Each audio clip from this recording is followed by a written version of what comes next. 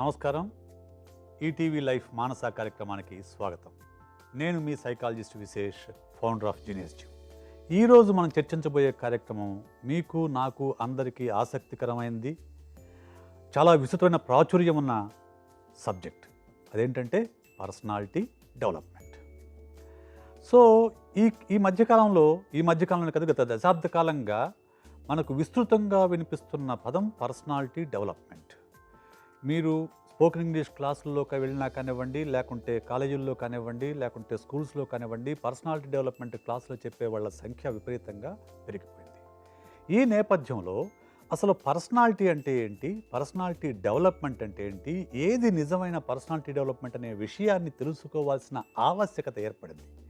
ఎందుకు అనంటే personality development అనే పదము మోస్ట్ యూజ్డ్, అబ్యూజ్డ్, మిస్యూజ్డ్ వర్డ్గా మారిపోయింది.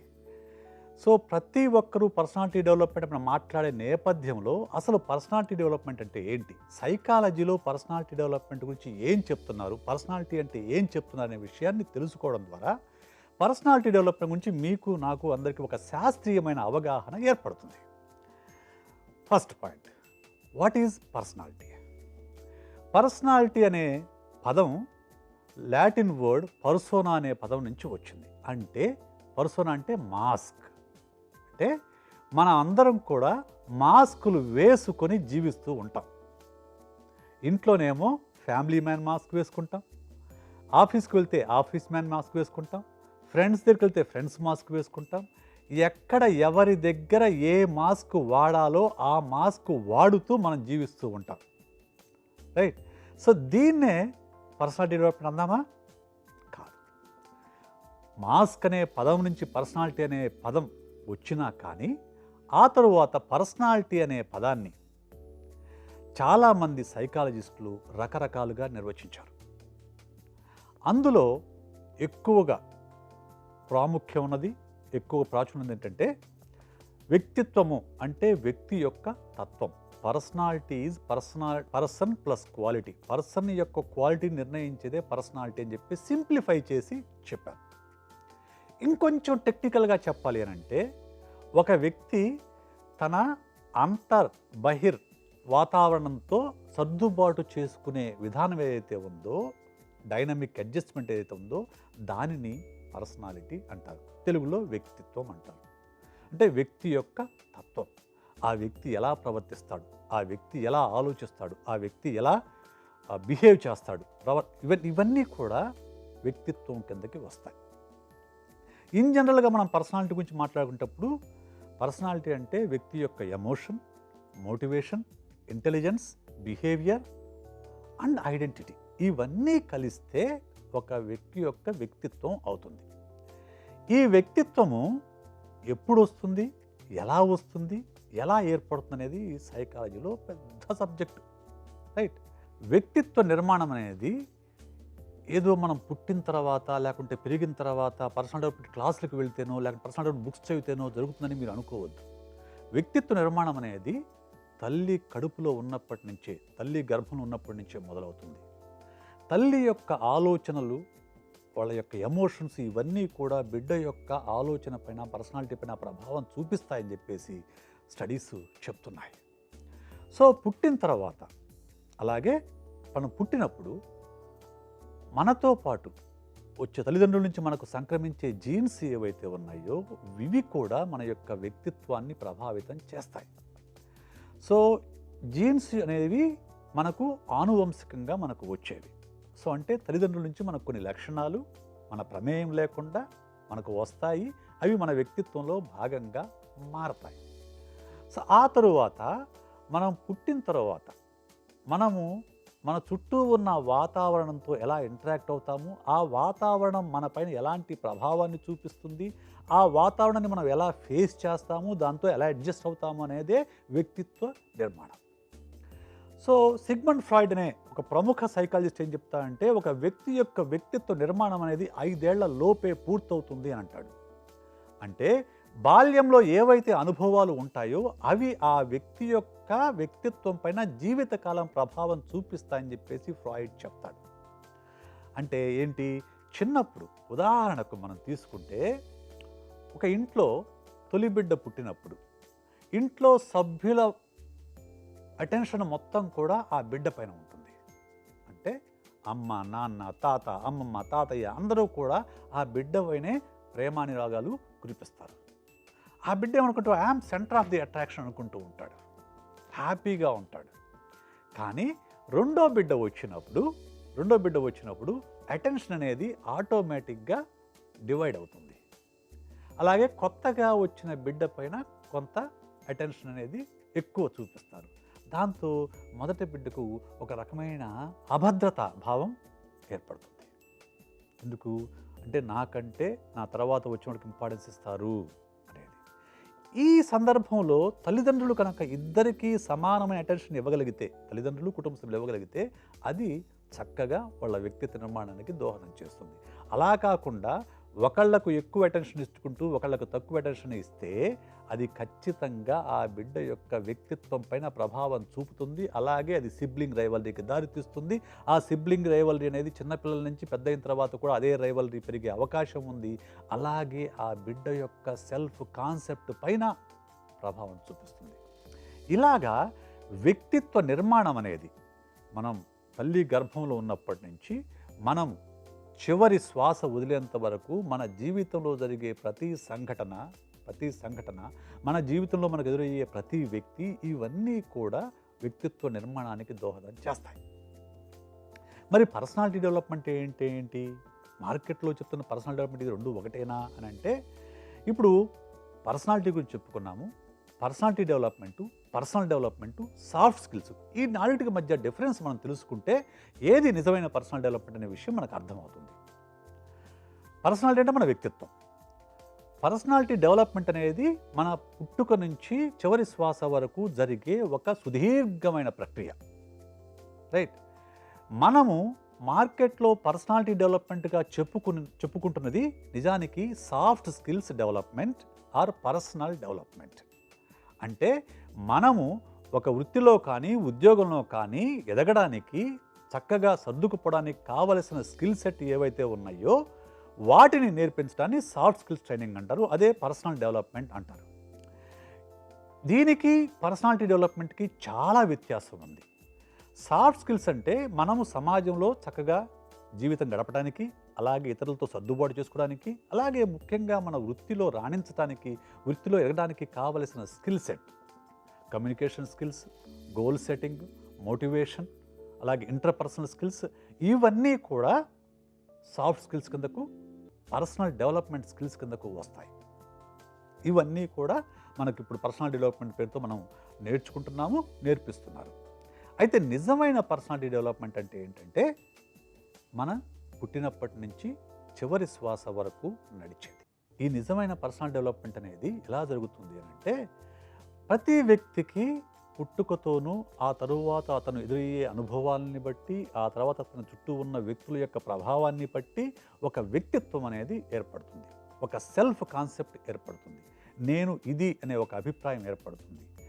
ఆ అభిప్రాయము తన గురించి తనకున్న అంచనా ఎంత బలంగా ఉందనేది అతని యొక్క వ్యక్తిత్వాన్ని ప్రభావితం చేస్తుంది. So self concept is very very important in personality development. ఎందుకు అనంటే, ఇప్పుడు నేను ఎవరు అని నేను అనుకుంటున్నాను, నేను గొప్పవాడిని అనుకుంటున్నానా, మధ్యతరగతి వాడిని అనుకుంటున్నానా, తక్కువ వాడిని అనుకుంటున్నానా అనేది ఫస్ట్ నీ గురించి నీకు ఎలాంటి అంచనా ఉంది, నిన్ను నువ్వు ఎలా చూసుకుంటున్నావు అనేది నీ మొత్తం వ్యక్తిత్వాన్ని ప్రభావితం చేస్తుంది. కొంతమందిని గమనిస్తూ ఉంటాం మనం. కొంతమంది అన్ని రకాల హంగులు, ఆర్భాటాలు, అన్ని రకాల సౌకర్యాలు ఉన్నా కానీ తమ గురించి తాము ఇన్ఫీరియర్గా ఫీల్ అవుతూ ఉంటారు. అంటే సెల్ఫ్ కాన్సెప్ట్ తక్కువగా ఉన్నప్పుడు ఈ ఇన్ఫీరియారిటీ కాంప్లెక్స్ అనేది డెవలప్ అవుతూ ఉంటుంది. అలాగే కొంతమందిని మనం చూస్తూ ఉంటే ఏ లేకపోయినా కానివ్వండి, ఎలాంటి కష్టాలు నష్టాలు జీవితంలో ఉన్నా కానివ్వండి, చాలా కాన్ఫిడెంట్గా తమ యొక్క ఛాలెంజెస్ని ఫేస్ చేస్తారు. అంటే వాళ్ళకి సెల్ఫ్ కాన్సెప్ట్, సెల్ఫ్ కాన్ఫిడెన్స్ చాలా స్ట్రాంగ్గా ఉందని అర్థం. అంటే మన చుట్టూ పరిస్థితులు ఎలా ఉన్నా కానీ వాటిని మనం ఎలా అర్థం చేసుకున్నాము, వాటిని మనం ఎలా స్వీకరిస్తున్నాము, వాటితో మన సెల్ఫ్ కాన్సెప్ట్ని, మన గురించి మనం ఎలాంటి అంచనా వేసుకుంటున్నాం అనేది వ్యక్తిత్వ నిర్మాణంలో ప్రధానమైన పాత్ర పోషిస్తుంది. అంటే మన చుట్టూ సమాజం ఎలా ఉన్నా కానీ, మన చుట్టూ పరిస్థితులు ఎలా ఉన్నా కానీ, వాటిని మనం ఎలా అర్థం చేసుకుంటున్నాము, వాటిని మనం ఎలా పర్సీవ్ చేస్తున్నాం అనేది పర్సనాలిటీ డెవలప్మెంట్లో చాలా చాలా ముఖ్యమైన అంశం. ఉదాహరణకు ఒక ఊర్లో ఒక తాగుబోతు ఉన్నాడు. ఆ తాగుబోతుకి 2 పిల్లలు. ఈ తాగుబోతు రోజు పని చేసుకొని వచ్చేసి ఆ పనిలో వచ్చిన డబ్బులో అధిక శాతం తన తాగుడు ఖర్చు పెట్టి ఏదో కొద్దిగా ఒక 100 రూపాయలు, 150 రూపాయలు, 200 రూపాయలు భార్యకి ఇస్తే ఆ భార్య ఆ డబ్బుల్లోనే పిల్లల్ని పెంచి పోషించేది. ఇందులో ఒక బిడ్డ కష్టపడి, అంటే తండ్రిని చూసి తండ్రిలా కాకూడదని చెప్పేసి కలెక్టర్ అయ్యాడు. ఆ కలెక్టర్ని ఇంటర్వ్యూ చేశారు. కలెక్టర్ అయిన తర్వాత చాలా చక్కగా, ఎందుకంటే కష్టము నష్టము విలువ తెలిసిన వాడు కాబట్టి అతన్ని ఇంటర్వ్యూ చేసినప్పుడు, మీరు ఎందుకు కలెక్టర్ అయ్యారు, మీకు ఎవరు ఇన్స్పిరేషన్ అంటే, నాకు మా నాన్న ఇన్స్పిరేషన్ అని చెప్పాడు. ఎలా మీ నాన్న మీకు ఇన్స్పిరేషన్? మా నాన్న డ్రంకర్డ్, ఆయనలా నేను కాకూడదు అనుకొని నేను కష్టపడి చదువుకున్నాను, ఉన్నత స్థాయికి వెళ్ళాలని ఒక లక్ష్యంతో చదువుకొని నేను ఈ స్థాయికి వచ్చాను అని చెప్పాడు. సో ఇందుకు ఉదాహరణ మనకు మొన్నటిదాకా అనంతపురం జిల్లాగా కలెక్టర్గా పనిచేసిన గంధం చంద్రుడు గారు కూడా ఇందుకు ఉదాహరణగా చెప్పుకోవచ్చు. ఆయన నిమ్న వర్గం నుంచి వచ్చినా కానీ తన కష్ట నష్టాల్ని అధిగమించి కలెక్టర్ అయ్యారు. అలాంటి వాళ్ళు మన చుట్టూ చాలామంది కనిపిస్తూ ఉంటారు. ఈ మన కలెక్టర్ కూడా అలాగే చెప్పాడు. చెప్తే మరి మీకు ఎవరైనా అన్నదమ్ములు అంటే, నాకు ఒక అన్నయ్య ఉన్నాడు అన్నాడు. ఎక్కడున్నాడంటే ఊర్లోనే ఉన్నాడు. అంటే తమ్ముడే ఇలా ఉంటే అన్న ఇంకెంత గొప్పవాడో తెలుసుకుందామని ఈ మీడియా వాళ్ళు ఆ ఊరు వెళ్ళారు. ఆ ఊరు వెళ్ళి ఫలానా వ్యక్తి ఎక్కడున్నాడని అడిగితే, ఎక్కడా రోడ్డు పక్కన పడుకొని దొరుకుతుంటాడు చూడండి అని చెప్పారు. అదేంటి అని అంటే, వాళ్ళు వెతికితే నిజంగానే రోడ్డు పక్కన తాగి పడిపోయి ఉన్నాడు. తాగి పడిపోయి ఉంటే అతన్ని మేలుకున్న దాకా వీళ్ళు వెయిట్ చేసి, మేలుకున్న తర్వాత మీ తమ్ముడు కలెక్టర్ అయ్యాడు, గొప్ప సర్వీస్ చేస్తున్నాడు సమాజానికి, ఓకే, తన ఉద్యోగ బాధ్యత అద్భుతంగా నిర్వహిస్తున్నాడు, మీరేంటి ఇలా అయ్యారంటే, మా నాన్నే కారణం అన్నాడు. మా నాన్నే కారణం అన్నాడు. అంటే మా నాన్న రోజు తాగుతున్నాడు, అది చూసి నాకు తాగుడు అలవాటైంది, సో నేను ఇలా అయిపోయాను అన్నాడు. చూడండి, ఒకే ఇంట్లో పుట్టిన 2 పిల్లలు ఒకే తండ్రిని తీసుకొని ఒకరేమో ఉన్నతమైన స్థానానికి వెళ్ళారు, ఒకరేమో తాగుబోతుగా మారారు. తేడా ఎక్కడుంది? మన చుట్టూ ఉన్న పరిస్థితుల్ని మనము ఎలా గమనిస్తున్నాము, ఎలా అర్థం చేసుకుంటున్నాము అనే దాన్ని బట్టి మన వ్యక్తిత్వ నిర్మాణం అనేది జరుగుతుంది. దీన్నే పర్సెప్షన్ అంటారు. ఈ పర్సెప్షన్ను మారనంత వరకు మన చుట్టూ ఉన్న పరిస్థితులు ఎన్ని మారినా కానీ మనం మారం. అయితే వ్యక్తిత్వం అనేది స్థిరంగా ఉంటుందా, మారుతూ ఉంటుందా అనే ఒక డౌట్ చాలామందికి ఉంటుంది. వ్యక్తిత్వం అనేది స్థిరంగా ఉంటుందా, మారుతుందా? అంటే వ్యక్తిత్వాన్ని మనము శిక్షణతోనూ, లేకుంటే పుస్తకాలు చదివి, సినిమాలు చూసి, వీడియోలు చూసి, పర్సనల్ డెవలప్మెంట్ క్లాస్కి అటెండ్ అయ్యి మన వ్యక్తిత్వ నిర్మాణంలో మార్పులు చేసుకోవచ్చా అనే ప్రశ్న చాలామందికి ఉంటుంది. ఎందుకంటే మన చుట్టూ చాలా పర్సనల్ డెవలప్మెంట్ క్లాసులు జరుగుతున్నాయి కాబట్టి. సో ఈ విషయం గురించి ఆలోచించినప్పుడు మనకు బౌద్ధ జాతకాల్లోని ఒక బౌద్ధ కథ, బుద్ధుడి కథ మనకు గుర్తొస్తుంది. జపాన్లో అనుకుంటాను, ఒక బౌద్ధ ఆరామంలో ఒక పెద్ద బుద్ధుడి విగ్రహం ఉంది. బుద్ధుడి మట్టి విగ్రహం. అంటే దానికే వాళ్ళు చక్కగా పూజలు చేస్తూ ఉండేవారు. కొన్ని సంవత్సరాల తరబడి, వందల సంవత్సరాల తరబడి ఆ మట్టి విగ్రహానికి పూజలు చేస్తూ ఉన్నారు. రైట్. కానీ ఏదో ఒక సందర్భంలో ఎవరో అక్కడ ఉన్న ఒక శిష్యుడికి ఇది నిజంగా మట్టి విగ్రహమేనా అనే ఒక డౌట్ వచ్చేసి కొంచెం తొలిచి చూస్తే లోపల బంగారు విగ్రహం ఉంది. అంటే అప్పుడు శత్రువుల దాడి నుంచి తప్పించుకోవడం కోసం బంగారు విగ్రహానికి మట్టి పూత పూసి పెట్టారు. సో అలాగే ప్రతి వ్యక్తిలోనూ వాళ్ళ యొక్క వ్యక్తిత్వంలో అద్భుతమైన వ్యక్తిత్వం ఉంటుంది. అయితే దానిపైన చుట్టూ ఎప్పుడైతే పరిస్థితుల ప్రభావానికి మనం లోనవుతామో అది ఆ లోపల ఉన్న బంగారాన్ని కప్పి మనల్ని మట్టి మనుషులుగా మారుస్తుంది. అంటే మనం ఒక సాధారణమైన వ్యక్తిగా మారుస్తుంది. మరి ఆ లోపల బంగారాన్ని వెలికి తీయటం ఎలాగా? ఆ లోపల బంగారాన్ని గుర్తించటం ఎలాగా? అదే పర్సనాలిటీ డెవలప్మెంట్. నిజానికి ఇది పర్సనాలిటీ డెవలప్మెంట్ అనే దానికంటే కూడా పర్సనాలిటీ ఎక్స్ప్లోరేషన్ వచ్చు. అంటే మన లోపల ఉన్న శక్తులను గుర్తించి, మన లోపల ఉన్న యుక్తులను గుర్తించి, వాటిని ఉపయోగించుకోవటమే పర్సనాలిటీ డెవలప్మెంట్. అయితే అవి మనకు తెలియదు కాబట్టి దాంట్లో శిక్షణ అనేది కొంత అవసరం అవుతుంది. అదే పర్సనాలిటీ డెవలప్మెంట్ ట్రైనింగ్. సో ఎలాంటి శిక్షణ మనం తీసుకోవాలి అని అంటే, మన వ్యక్తిత్వాన్ని వ్యక్తిత్వంగా ఉంచుతూ వాటికి సానపట్టే శిక్షణ మనకు అవసరం. పై మెరుగుల కంటే కూడా వ్యక్తిత్వాన్ని వికసింపచేసే శిక్షణ అనేది అవసరం. సో నిజానికి చాలామంది ఏమనుకుంటారు, పర్సనల్ డెవలప్మెంట్ అంటే ఇలా సూట్ వేసుకోవడము, కెమెరా ముందు మాట్లాడడము, స్టేజ్ మీద మాట్లాడడము, అందంగా మేకప్ చేసుకోవడము, ఇదంతా పర్సనాలిటీ డెవలప్మెంట్ అని చెప్పేసి మనకు సహజంగా ఉన్న ఒక రూఢి, సమాజంలో ఒక రూఢి. ఇది పై మెరుగుల్లో మాత్రమే. నిజమైన పర్సనాలిటీ డెవలప్మెంట్ అంటే మన వ్యక్తిత్వాన్ని వికసింపచేయాలి.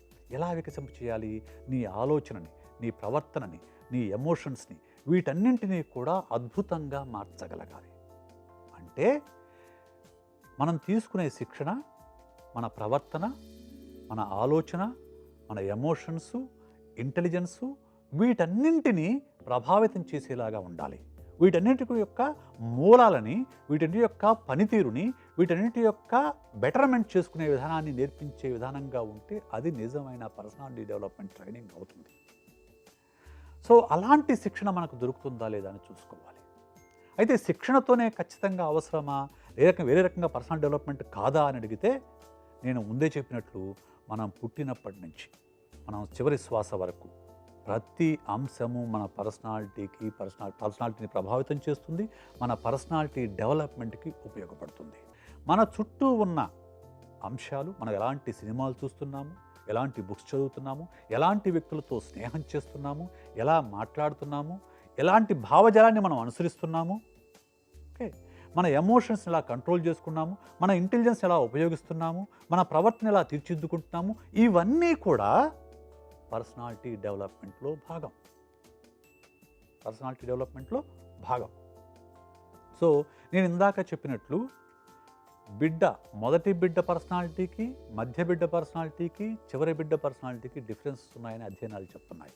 ఒకే ఇంట్లో ఉన్న తొలి బిడ్డ, మధ్య బిడ్డ, చివరి బిడ్డ యొక్క పర్సనాలిటీ డిఫరెంట్గా ఉంటాయి. ఎందుకంటే వాళ్ళ పట్ల ఆ ఫ్యామిలీ మెంబర్స్ చూపించే ప్రేమానురాగాల్లో ఉన్న వ్యత్యాసాల వల్ల అలాంటి తేడా వస్తుంది.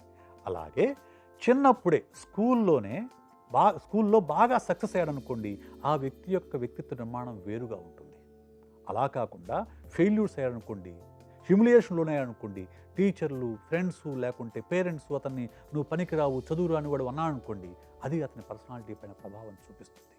అలాంటి ఏవైనా కనుక బ్లాకేజెస్ ఉంటే వాటిని బ్రేక్ చేసుకోవడమే పర్సనాలిటీ డెవలప్మెంట్. అయితే ఈ పర్సనాలిటీ నిర్మాణం కానివ్వండి, పర్సనల్ డెవలప్మెంట్ కానివ్వండి, వ్యక్తికి వేరుగా ఉంటుంది, అలాగే సమాజానికి వేరుగా ఉంటుంది, కల్చర్కి వేరుగా ఉంటుంది.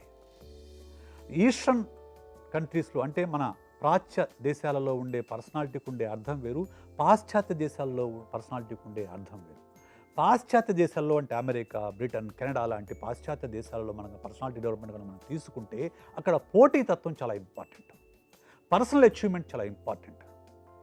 ఓకే, నువ్వు ఎంత గొప్పగా ఎదిగావు, ఎంత గొప్పగా కంపీట్ అయ్యావు, ఎంత గొప్పగా నువ్వు సాధించావు, ఇది చాలా ఇంపార్టెంట్ అక్కడ.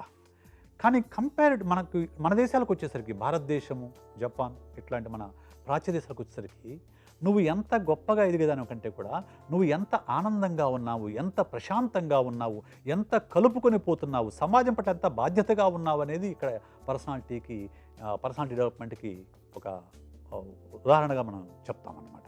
అంటే పర్సనాలిటీ డెవలప్మెంట్ అనేది అన్ని దేశాల్లోనూ, అన్ని కాలాల్లోనూ ఒకే రకంగా ఉండదు, కాలాన్ని బట్టి మారుతూ ఉంటుంది. నిజానికి మన దేశంలోనే తీసుకుంటే 70s, 80s, 90s వరకు కూడా సోషలిజం అంటే ప్రతి టీన్స్లోకి వచ్చిన ప్రతి విద్యార్థికి కూడా సమాజం పట్ల చాలా బాధ్యతగా, సమాజాన్ని మార్చాలనే ఒక కోరికతో ఉద్యమాలు నడిపేవాళ్ళు. కానీ ఎప్పుడైతే గ్లోబలైజేషన్ వచ్చిందో ఆ ఉద్యమాలు మరుగున పడిపోయాయి. ఇప్పుడు ప్రతి వ్యక్తి యొక్క లక్ష్యము తన జీవితము, తన కెరీరు, వాటిని ఎంత ఉన్నతంగా తీసుకోవాలనేది ఇప్పుడు పర్సనాలిటీ డెవలప్మెంట్గా మారాయి. కాబట్టి కాలాన్ని బట్టి, స్థలాన్ని బట్టి, కల్చర్ని బట్టి, వీటన్నింటిని బట్టి పర్సనాలిటీ డెవలప్మెంట్ అనేది మారుతూ ఉంటుంది. సో ఇక టీన్స్లోకి వచ్చేసరికి చిన్నప్పటి ప్రభావం ఎలాగుంటుందో టీన్స్లో ప్రభావం చాలా ఎక్కువగా ఉంటుంది. చుట్టూ ఉన్న ఫ్రెండ్స్ ప్రభావం ఎక్కువగా ఉంటుంది, చదివే పుస్తకాల ప్రభావము, సినిమాల ప్రభావము, సినిమా హీరోల ప్రభావము, వీటన్నిటి ప్రభావము మన యొక్క పర్సనాలిటీ డెవలప్మెంట్ పైన ఉంటుంది. అయితే ఇవి సరైన దారిలో ఉన్నాయా, మనకు పక్కదారి పట్టిస్తున్నాయా అనే విషయాన్ని మనం తెలుసుకోవాలి. అలాగే పేరెంట్స్ కూడా గమనిస్తూ మన పిల్లల ప్రవర్తన ఎలా ఉంది, వాటిని ఎలా దారిలో పెట్టాలనే విషయంపైన ఒక కన్నేసి వాళ్ళని సరైన దారిలో పెట్టాల్సిన బాధ్యత పేరెంట్స్ పైన ఉంది. చాలా సందర్భాల్లో చాలామంది ఏమనుకుంటూ ఉంటారంటే సమాజం మొత్తం ఇలా చెడిపోయింది, అందులో భాగమే మనం కాబట్టి మనం కూడా తప్పుదో చేయక తప్పదు అనిపిస్తుంటాం. కానీ నిజమైన పర్సనల్ డెవలప్మెంట్ అంటే ఎవరూ లేనప్పుడు, ఎవరూ చూడనప్పుడు, ఎవరూ గమనించినప్పుడు నీతో నువ్వెలా ఉన్నావు, నువ్వెలా ప్రవర్తిస్తున్నావు, అది నీ వ్యక్తిత్వానికి నిదర్శనం అది. అంటే చాలామంది ఏమనుకుంటే మనం తప్పులు చేస్తూ ఉంటాం, మనం తప్పులు చేస్తూ ఉన్నా కానీ ఎవరూ చూడలేదు కదా, దొరకనంత వరకు దొరే అనే ఒక భావనలో ఉంటారు. అది కాదు పర్సనాలిటీ డెవలప్మెంట్ అంటే. పర్సనాలిటీ డెవలప్మెంట్ అంటే ఎవ్వరూ చూడకపోయినా నువ్వు ఎలా ఉన్నావు, ఎవరూ చూడకపోయినా నువ్వు ఎలా బిహేవ్ చేస్తున్నావు, ఎవరు చూడకపోయినా నువ్వు ఎలా ఆలోచిస్తున్నావు, ఇది నిజమైన వ్యక్తిత్వ వికాసం. అంటే మనస వాచ కర్మణ, మనసు, వాక్కు, చేసే పని 3 ఒకే దారిలో ఉండాలి.